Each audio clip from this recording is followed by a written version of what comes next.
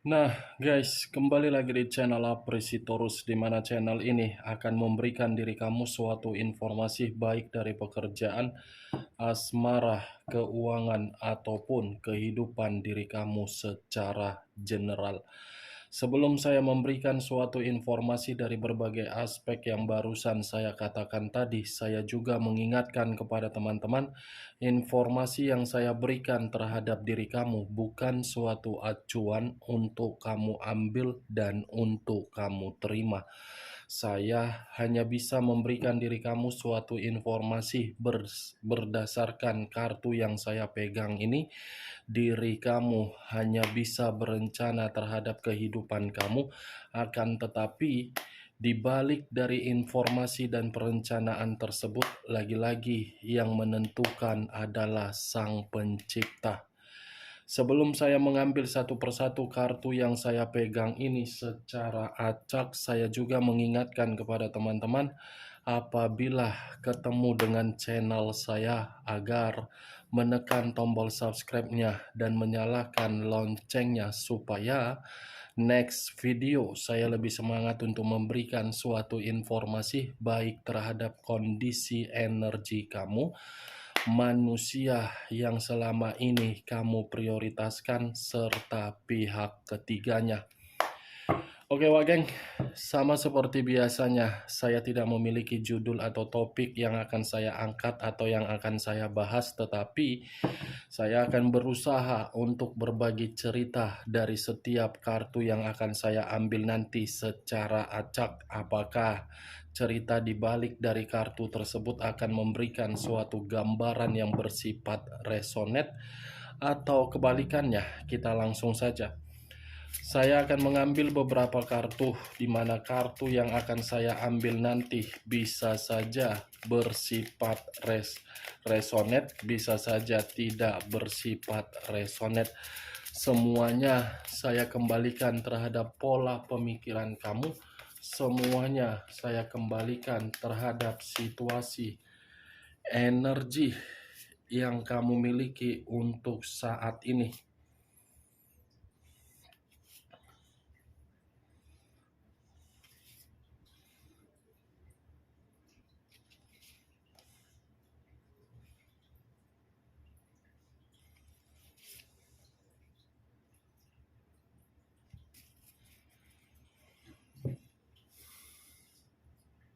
Nah, guys, di depan saya ini sudah ada beberapa kartu yang sudah saya ambil secara acak satu persatu dari tumpukan kartu yang saya pegang tadi.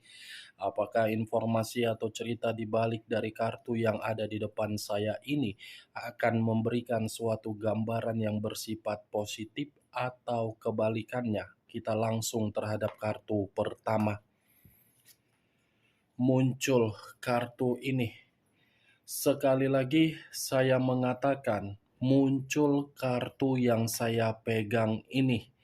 Di mana kemunculan kartu yang saya pegang ini seperti memberikan suatu isyarat atau berbicara terhadap kondisi satu energi, yang dimana kondisi energi tersebut untuk saat ini saya melihat dan saya merasakan sepertinya sudah melakukan satu pergerakan, tetapi bentuk pergerakan ini menempatkan posisi diri sendiri di dalam situasi yang bersifat berduka. Berduka dalam arti apa? Menangisi perasaan, menjerit dari kondisi batin, stres dari posisi pemikiran. Kalau saya mencoba untuk mengarahkan kartu yang saya pegang ini terhadap posisi energi yang dimiliki oleh pihak lain atau orang lain, serta mengesampingkan satu energi yang saya katakan tadi, bisa saja kartu ini menjelaskan bagaimana karakter atau watak yang dimiliki oleh pihak lain hanya untuk membuat orang yang memberikan suatu kesetiaan untuk merasa patah hati dan terluka. Apa yang barusan saya katakan bisa saja mengarah terhadap posisi energi kamu, dan apa yang barusan saya katakan bisa saja mengarah terhadap manusia tersebut. Akan tetapi, sebelum saya memberikan suatu informasi terhadap kemunculan kartu yang saya pegang ini, terlebih dahulu saya akan mengarah terhadap diri kamu sebelum saya mengarah terhadap manusia tersebut. Sebelum saya mengarah terhadap manusia itu, terlebih dahulu saya akan mengarah terhadap diri kamu. Di mana ketika diri saya mengarah terhadap posisi energi kamu, baik secara pemikiran, perasaan, ataupun kondisi batin kamu, dari ketiga aspek yang barusan saya katakan tadi, saya ingin bertanya. Hanya sekedar ingin bertanya, apakah baru-baru ini diri kamu mengalami yang namanya kesehatan tidak baik, atau mungkin ada penyakit yang kamu terima di mana penyakit tersebut dalam proses pemulihan. Hanya sekedar ingin bertanya, apakah diri kamu menerima yang saya katakan tadi atau tidak? Kalau saya berbicara dari sisi lainnya, saya ingin mengatakan terhadap diri kamu, coba maafkan dulu diri kamu sendiri. Belajar untuk memaafkan diri sendiri, baru memaafkan orang yang berada di sekitaran kamu. Kalau kamu sudah memberikan kata maaf terhadap diri sendiri, energi yang kamu miliki berubah secara drastis di luar dari dugaan kamu. Saya berbicara dari apa yang saya katakan tadi, bukan dalam arti saya ingin menceramai diri kamu atau melebihi batas perkataan saya. Saya berbicara seperti itu karena memang ada satu pergerakan dari energi kamu sangat sulit untuk bisa kamu hilangkan. Mungkin diri kamu yang lebih memahami, mungkin diri kamu yang lebih mengerti. Saya hanya mencoba untuk melihat. Yang saya lihat itu ternyata masih bergerak di dalam energi kamu. Coba, Wak Geng, maafkan dulu diri sendiri. Tidak usah harus menyalahkan diri sendiri, tidak usah harus menghasihani diri sendiri. Saya paham dan saya mengerti bagaimana kondisi yang sedang kamu pikul. Saya paham dan saya mengerti bagaimana rasa sakit yang kamu terima selama ini. Mengerti saya. Ibarat luka, kalau disiram pakai air garam, mungkin luka itu begitu sangat perih. Saya mengerti kok. Dari kondisi kata perih inilah makanya saya melontarkan, maafkan dulu diri sendiri. Apa yang barusan saya katakan itu masih berdasarkan dari pergerakan energi kamu. Belum acuannya dari kartu yang saya pegang ini. Kalau acuannya dari kartu yang saya pegang ini, kartu ini mengatakan posisi energi kamu seperti posisi energi yang begitu sangat depresi. Posisi energi yang begitu sangat depresi, ya bagaimana mungkin tidak depresi? perpisahan yang kamu terima bukan perpisahan secara hormat, bukan perpisahan secara baik-baik, bukan perpisahan secara akal logika, tetapi perpisahan yang kamu terima akibat dari kecurangan. Kamu bisa melihat sendiri bagaimana posisi kartu yang saya pegang ini terdiri dari 3 pedang. 3 pedang yang menusuk satu hati. Hati yang begitu sangat tulus, hati yang begitu sangat setia, tetapi kesetiaan dan ketulusan tersebut malah menghadirkan seseorang untuk bisa mengendalikan komitmen kamu. Kehadiran seseorang inilah yang seakan-akan membuat kebahagiaan kamu putus di tengah jalan. Kehadiran seseorang inilah yang membuat diri kamu dengan manusia tersebut selalu bertengkar. Kehadiran seseorang inilah yang membuat diri kamu seakan-akan sudah merasa muak. Kehadiran seseorang inilah yang membuat diri kamu seperti sangat sulit untuk memaafkan manusia tersebut. Kehadiran seseorang inilah yang seakan-akan membuat diri kamu benar-benar putus asa. Saya hanya bisa mengatakan kehadiran seseorang. Saya tidak bisa menjabarkan seseorang ini siapa, seseorang ini berasalnya dari mana. Saya hanya bisa mengatakan seseorang. Karena bisa saja seseorang ini dari pihak keluarga manusia itu, bisa saja dari pihak keluarga kamu, bisa saja dari orang yang dia sembunyikan di belakang kamu. Luar biasa kartu pertama yang saya pegang, Wak Geng. Sudah tidak tahu lagi saya harus berbicara apa terhadap diri kamu begitu saya mengangkat kartu ini.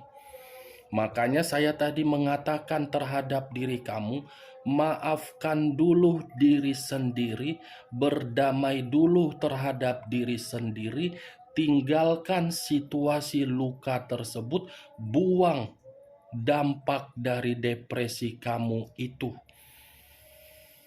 Percuma kalau rasa sakit hati kamu itu terus-menerus kamu pendam, kamu simpan, kamu tidak bisa melupakan, itu akan menggerogoti diri kamu. Ini dia, Wak Geng. Anggap saja orang yang telah kamu berikan sesuatu hal bersifat kebahagiaan, di mana orang yang kamu berikan suatu kebahagiaan sebagai sampah yang harus dibuang pada tempatnya. Kalau perlu campakkan, kalau perlu masukkan ke karung. Nih dia, Wak Geng. Kalau saya berbicara dari sisi lainnya, dari kondisi pekerjaan kamu, saya cukup menyarankan terhadap diri kamu bertahan dan bersabar. Bertahan dan bersabar. Karena di balik diri kamu itu, ketika menempatkan kesabaran kamu dan menempatkan posisi logika kamu untuk mainkan di dalam kondisi pekerjaan kamu, orang yang berusaha untuk menyingkirkan kamu atau memfitnah kamu dari situasi pekerjaan kamu, orang tersebut akan tersingkir sendiri. Nih, dia, Wak Geng. Kalau saya berbicara dari kondisi keuangan kamu, saya hanya menyarankan kendalikannya. Kalau memang masih ada yang tersisa dari bentuk keuangan kamu berupa aset atau apapun itu, kendalikan. Pentingkan dulu apa yang harus kamu lakukan. Jangan mementingkan sesuatu hal hanya sekedar sur di mata, asik di mata, dan dipandang oleh mata indah. Kendalikan agar situasi kedepannya, keuangan yang kamu miliki itu bisa menjamin diri kamu untuk berjaga-jaga. Yang saya takutkan ketika diri kamu tidak bisa untuk mengendalikan kondisi keuangan kamu dan menuruti permintaan dari kedua mata kamu, dari apa yang dilihat oleh kedua mata kamu, kamu akan sakit hati. Kamu akan sakit hati, Wak Gek. Ini Three of Swords, terdiri dari 3 pedang. Nih, dia Wak Gek. Kartu pertama lebih mendominasi terhadap kondisi perasaan kamu. Nggak tahu lagi aku harus berbicara apa. Kalau berbicara mengenai yang lain, takutnya nanti perkataanku ini menyinggung diri kamu karena diri kamu sedang sensitif. Kalau saya berbicara mengenai manusia itu ingin kembali terhadap diri kamu, takutnya nanti perkataan saya ini seakan-akan membuat diri kamu merasa, ih, apa-apaan sih kakak ini? Apa-apaan sih kakak ini? Saya sudah tidak mau lagi sama dia. Kenapa kakak mengatakan dia kembali? Kenapa kakak harus mengatakan dia masih memikirkan diri saya? Kakak hanya gampang untuk berbicara. Yang merasakan itu saya. Yang menderita itu saya. Kakak mah enak tinggal mengangkat kartu, tinggal mengungkapkan apa yang kakak lihat, apa yang kakak rasakan, kakak katakan. Yang merasakan saya. Iya, saya mengakui memang. Saya tidak memungkirkan rasa sakit hati tersebut. Tidak, tidak memungkiri. Tetapi ya itu lagi-lagi. Mau sampai kapan rasa sakit hati tersebut masih ada di dalam diri kamu? Jangan sampai rasa sakit itu berubah menjadi dendam, yang dimana dendam tersebut menambah dosa. Nih, makanya. Kalau saya mengarahkan kartu yang saya pegang ini terhadap posisi energi manusia tersebut, ya, saya pun hanya bisa mengatakan manusia itu memang melebihi dari tingkat iblis. Iblis saja kalau menggoda seseorang masih mikir-mikir. Iblis mengganggu orang masih mikir-mikir. Kalau manusia itu kan tidak. Mana mau dia memikirkan bagaimana nanti bagaimana nanti apa yang kamu rasakan, dia nggak mikir-mikir. Yang penting tersalurkan terhadap diri dia. Itulah kan melebihi iblis. Iblis saja masih mikir-mikir loh untuk mengganggu dan merayu orang. Manusia itu mana ada. Ya kalau memang mau dibuang ya tinggal dibuang. Kalau mau ingin dihianati ya tinggal dihianati. Kalau memang ingin dilukai ya tinggal dilukai. Toh juga nanti tinggal meminta maaf ya tinggal dimaafkan. Terlalu gampang pemikiran dia. Menganggap dirinya paling benar, paling wow, paling ini, paling begono begini. Padahal kenyataannya tanpa diri kamu kehidupan dia tidak ada apa-apanya. Muncul kartu The Devil. Barusan ku katakan melebihi iblis. Tahu-taunya ku buka kartu kedua, muncul juga kartu iblis. Udah pas lah, berarti manusia itu segerombolan iblis. Ini iblis, The Devil, iblis. Kamu sudah disakiti, posisi kamu malah ditempatkan di dalam posisi yang salah. Iblis hanya melihat diri kamu secara nafsu. Hanya melihat diri kamu sekedar materi. Hanya melihat diri kamu sebagai formalitas. Hanya melihat diri kamu sebagai seseorang yang mandiri. Berarti manusia itu mencintai kamu apa yang dia lihat. bukan dari apa yang dia rasakan. Kalau dia merasakan apa yang dia rasakan dari diri kamu, tidak akan mungkin dia menempatkan posisi diri kamu untuk ditinggalkan. Tetapi saya pun tidak bisa menyalahkan manusia itu. Saya masih tetap akan menyalahkan diri kamu. Kenapa? Karena diri kamu ini gampang untuk dirayu, gampang untuk dibodoh-bodohi. Nanti kan saya buat ini, toh juga saya dimaafkan. Ketika dia yang pergi, kamu mencari. Saya yakin di saat ada momen-momen di mana manusia itu pergi, kamu mencoba untuk berusaha memberikan atau mempertanyakan di mana kabarnya, di mana keberadaannya, di mana posisinya, apakah masih sehat, apakah sudah makan, apakah sudah minum ini, apakah ini. Dia yang pergi, ngapain kamu yang memberikan kabar? Dia yang pergi, ngapain diri kamu menanyai kabar dia? Kecuali kesalahan itu berasal dari diri kamu, wajar kamu mempertanyakan apa alasannya ketika manusia itu pergi. Tetapi kalau manusia itu yang membuat kesalahan, kamu yang membujuk-bujuk agar bisa kembali, itu sama saja diri kamu menempatkan diri sendiri untuk diinjak-injak. Saya tidak tahu apakah perkataan saya ini kamu membenarkan atau tidak, ya semua kembali terhadap diri kamu. Kan selama ini seperti itu yang kamu lakukan kan? Terutama dalam rumah tangga. Sekali, 2 kali, 3 kali, 4 kali dia yang pergi, kamu masih mencari. Wow, enak banget. Mau dong saya seperti pasangan kamu, menjadi pasangan kamu. Saya pergi, kamu cari. Saya butuh uang, kamu mentransfer. Saya tidak makan, kamu memberikan makan. Kan enak seperti itu.